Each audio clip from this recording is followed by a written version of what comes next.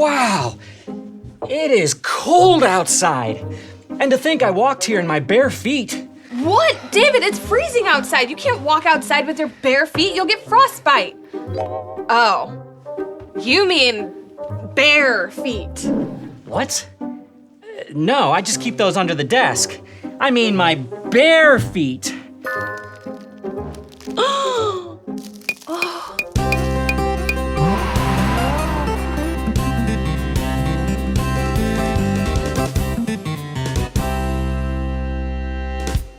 Hello, everybody, and welcome to the Journey Today show. My name is Camille. And I'm David.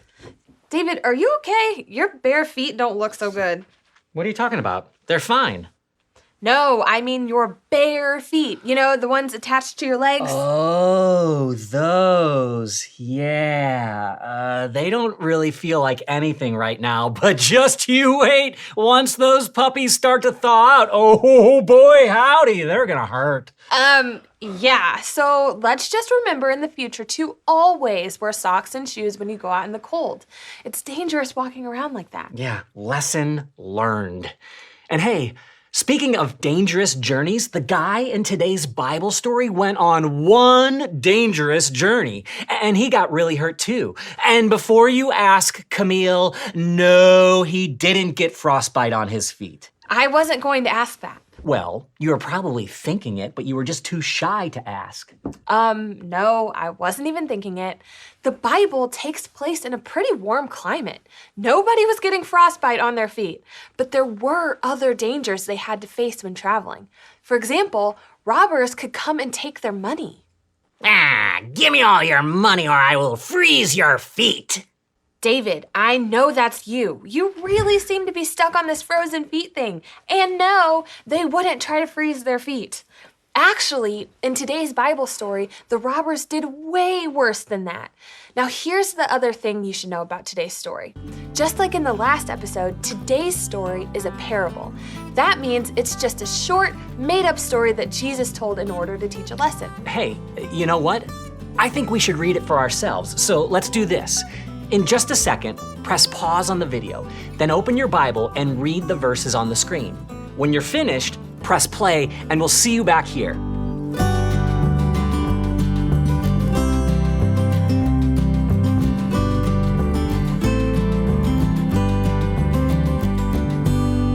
Hey everybody, welcome back.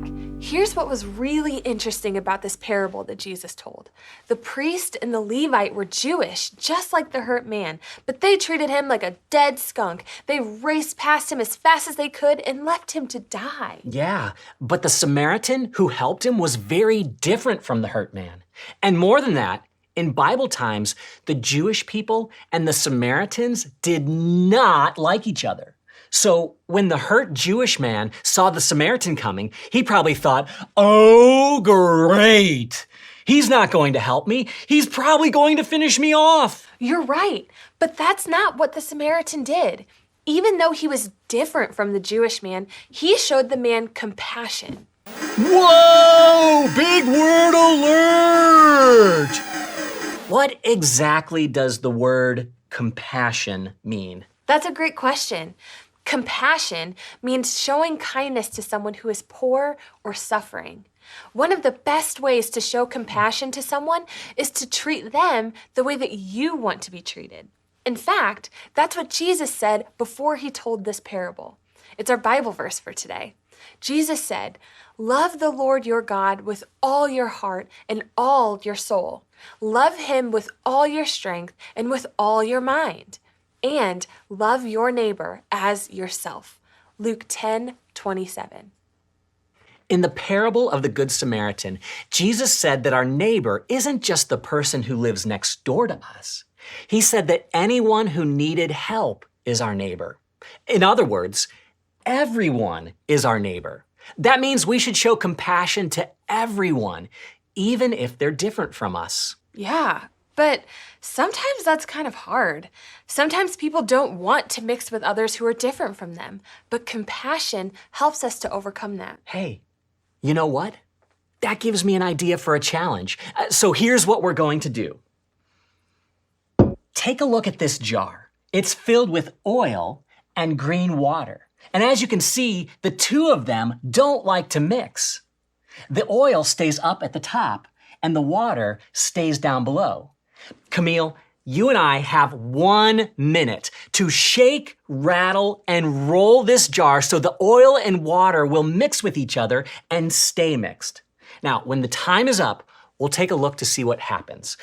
So what's your hypothesis? In other words, what do you think is going to happen? I'm not sure. I think the two might mix a little bit, but I don't think they'll stay mixed. All right, that's a really good hypothesis, but I guess there's only one way to find out if you're right. So let's give it a try in 3, 2, 1, go!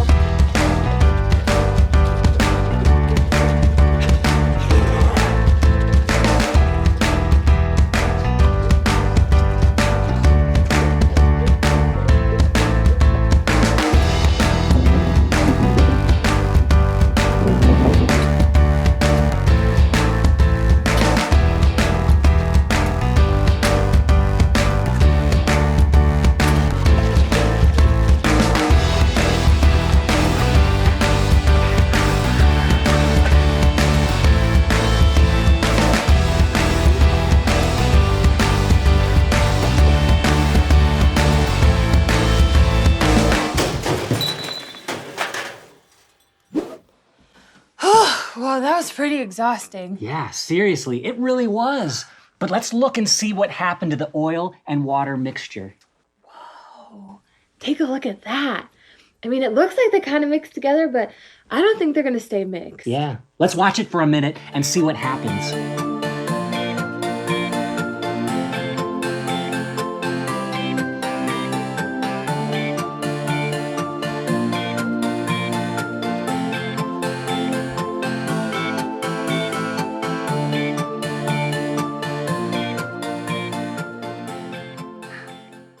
Yep. Just as I suspected. They mixed up a little bit, but they definitely didn't stay mixed. No, they didn't. Oil and water just don't like to mix. But here's the point of this. The water is kind of like us, and the oil is kind of like people who are different from us. This is how a lot of people are. They don't want to mix with people who are different from them. But look at this.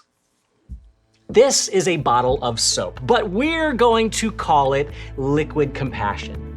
When we have compassion in our hearts, this is what happens.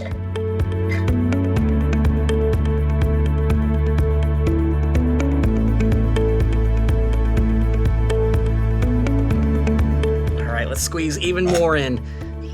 There we go. Let's get it really filled up here with compassion.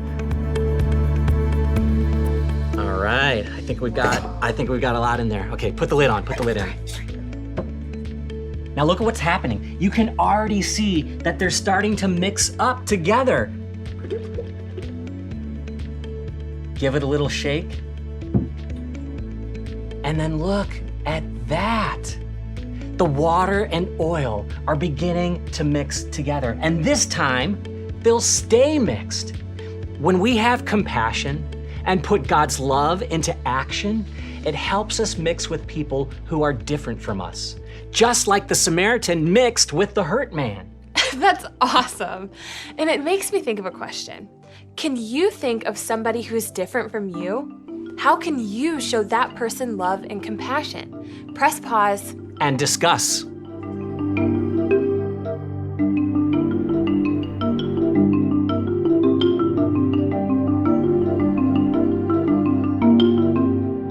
There are a lot of reasons we should show compassion to others. But do you know the best reason?